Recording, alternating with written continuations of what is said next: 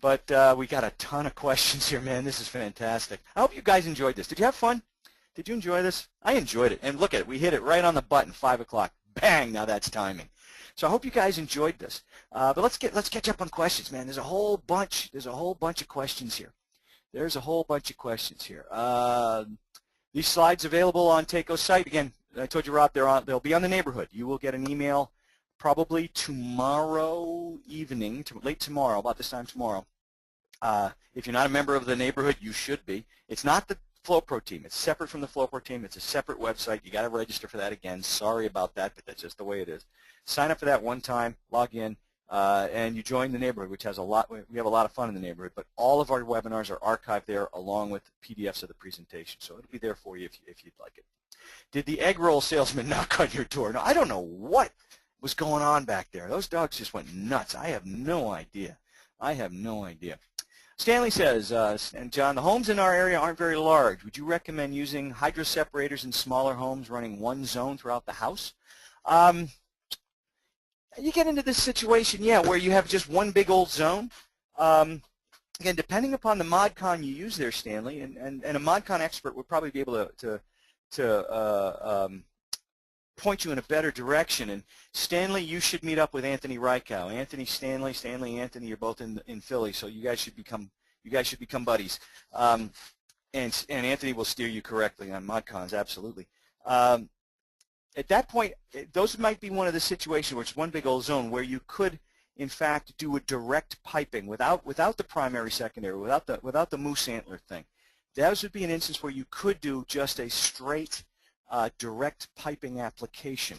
And Anthony, chime in if I'm mistaken here, bud. But that would be one of the instances where you would probably want to use that. Why check valves when you have zone valves? It's because I think I ran through that. Again, I borrowed parts and pieces of that presentation and put in zone valves and just didn't take out the check valves. There's no other reason than that's why. Okay. Very good. Very good. You mean, it's from Louis. How you doing, Louis? And my condolences, my friend. You mean if you use a hydraulic separator, I don't have to pipe out primary, secondary? Yeah, hydraulic separator, like I said, takes the place of the closely spaced tees, all right? Here's your, how do I do that? Here's your header, here's your closely spaced tees. It takes the place of that. You have your boiler in, out, and you have your system in, out, okay? Again, a hydraulic separator is a little buffer tank, all right? So you pipe it up exactly the same way. Let me know if that answers your question, Louis. Okay, and Rob, with a hydraulic separator, do you still need an air separator? Yes, you do. Yes, you do. Absolutely do. It's a hydraulic separator. It's not an air separator. Yes, there's an air vent there, but it really does not take the place of an air separator. Now, commercially, those are available. Commercially, we have hydraulic separators. Taeco makes big, humongous ones. We have big hydraulic separators with an air separation medium, Paul rings things in it, and it is double duty. Residentially, they don't really exist because it doesn't work. I'm not saying it doesn't work. It doesn't work economically, if you catch my drift. So I don't believe there are any available now on the market. I may be wrong about that. But I don't believe they are. Okay. I hear Hot Rod timed building headers versus buying headers. He loves building them, but the labor savings was huge compared to the additional cost of the pre-made headers. Sure, and when you get into a job where you're selling pre-made headers and you're selling hydraulic separators, all of a sudden those numbers look a little bit different. So, yeah, again, it's up to you. Build it, buy it, doesn't matter to me.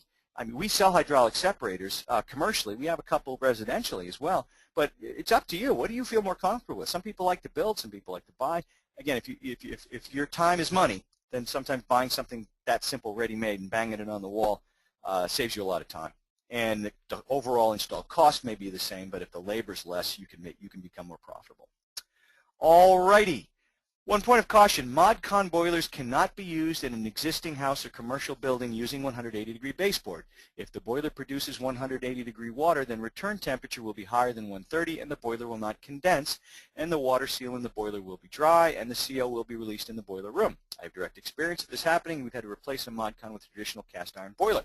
ModCon is okay to use if the baseboard is designed for a maximum 140-degree supply water temperature. That comes from Dan. I know there are other opinions out there, and I've seen other things, but that certainly seems like that's something I was not aware of, and that's something that makes perfectly good sense, and you don't want to release carbon monoxide in anybody's home. Anthony, if you're still out there, you may have a different point of view on that if you want to chime in. That would be cool. Where is the best location for the indirect circulator? As we showed in that, I don't know if you saw in that diagram with the buffer tank, it would be on the boiler piping legs, the supply and return on the boiler piping legs, on the return side pumping into the boiler's heat exchanger yet again. So it would be, you'd have, your supply would go through the heat exchanger and then out, and then your circulator would be pumping into the return side into the boiler's heat exchanger. Could using a ramp delay help with the lowest firing for the smallest zone? I'm not familiar with a ramp delay. Matthew, help me out on that one. I'm not quite sure what that would mean. I couldn't answer that because I don't know. I know a buffer tank does it, and a buffer tank is going to really help with the short cycling by adding that mass. Okay. Any difference between a low-fat tank and a tall, narrow tank? Height and width, I think, is the difference there. No, I think it's just basically volume of water, how many gallons. So I don't think it matters much, in terms of size and shape. Does a buffer tank add to inefficiency, more standby heat loss? Good question, Tom. The answer is no. It in fact enhances the efficiency because we're reducing short cycling. It does a huge benefit to add to efficiency. It creates greater efficiency by reducing short cycling. Those tanks that you can buy tanks, and other ones that are available, are super insulated, just like an indirect. So the standby loss is less than 1 degree an hour. Okay, so the standby loss is virtually non-existent. So no, not really. The whole point of actually using a buffer tank is to reduce short cycling, reduce wear and tear on all the components, but by reducing the short cycling, we're going to enhance the overall efficiency of the boiler. Okay. There we go. Is the air separator and the buffer tank the same? No. Again, an air separator is going to be separate from the buffer tank. Buffer tank's just a big old tank of water. You're still going to need an air separator on the job. Your dogs may be barking because the egg roll salesman came by. It's always possible. They bark at anything. These guys, they are nuts. They bark at anything. Circulator eliminates the need for zone controls, asked Fred. Which circulator? Help me out there on that one. What are we talking about? If I have a circulator and zone valves on the distribution side, or I could have circulators on the zone if I could zone with circulators on the return side. If I'm help me understand your question there, Fred, because I'm not entirely sure. Why 10 minutes, not more or less? 10 minutes was a number that was decided that wasn't too short and wasn't too long. It's a standard. So if we could have, 2 10-minute cycles as opposed to 10 2-minute cycles, we're way better off, right? We're way better off. But like I said, if you can't find a 17-gallon tank and you put in a 20-gallon tank, you're going to have burn cycles longer than 10 minutes. Not a big crime. It's not going to hurt anything. If you find a 15-gallon tank, your cycle will be a little bit less than 10 minutes. Not a big deal. Okay. You needed a number to do that by. Alrighty. If you oversize your buffer tank with the boiler run to high fire to catch up and then shut off, rather than catch up at the minimum firing rate and be more efficient, that might be a possibility. Again, it depends on the temperatures, because again, we're only talking about a certain temperature rise. I'm not so sure about that, Jeff. That's a very good question. I think it depends on how you control the temperature in the tank, and if you control the temperature in the tank. There are some folks that will, the bigger the tank, this is kind of a good point of discussion, the bigger the tank, the more advisable it might be to use the boiler to maintain a temperature in the tank, okay? And then your call for heat doesn't fire the boiler, it just fires the boiler the distribution circulators, and it takes heat out of the tank. You have the boiler has a sensor in the tank, and you have a firing differential, and the boiler will fire to maintain that temperature within the tank as needed. So you'd actually separate the zoning from the boiler, and the thing that enables the boiler is the temperature in the tank. The bigger the tank, the more, I think, the more appropriate that is. If that makes sense, Jeff. That's a really good question. Why wouldn't you divide the 17,000 by 6 to convert from hours to minutes? I don't know. Mathematically, the mathematics works in order to ultimately arrive at gallons.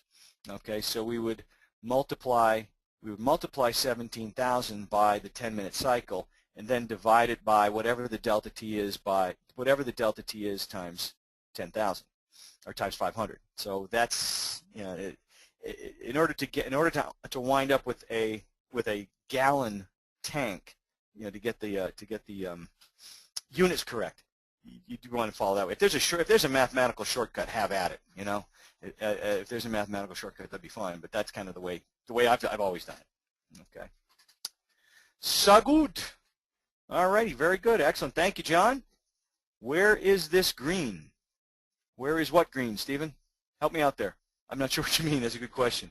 What is the link for the neighborhood? That will come out, Tay, that will be sent out in an email to you tomorrow. Everybody who attends and everybody who missed will be getting an email tomorrow regarding this. And just keep your eyes and ears open for an email, and there will be a link there to join the neighborhood.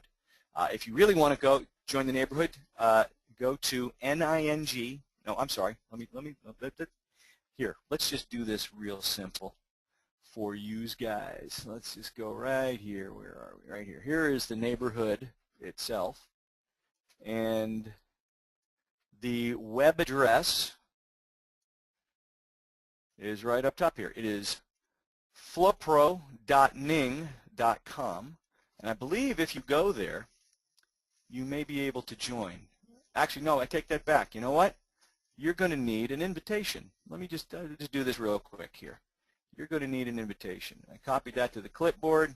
I'm going to post it right here and send it to everybody. There you go. There is your invitation to join the neighborhood. Just click on that and post it to your browser, and you can go in and join right now if you want to.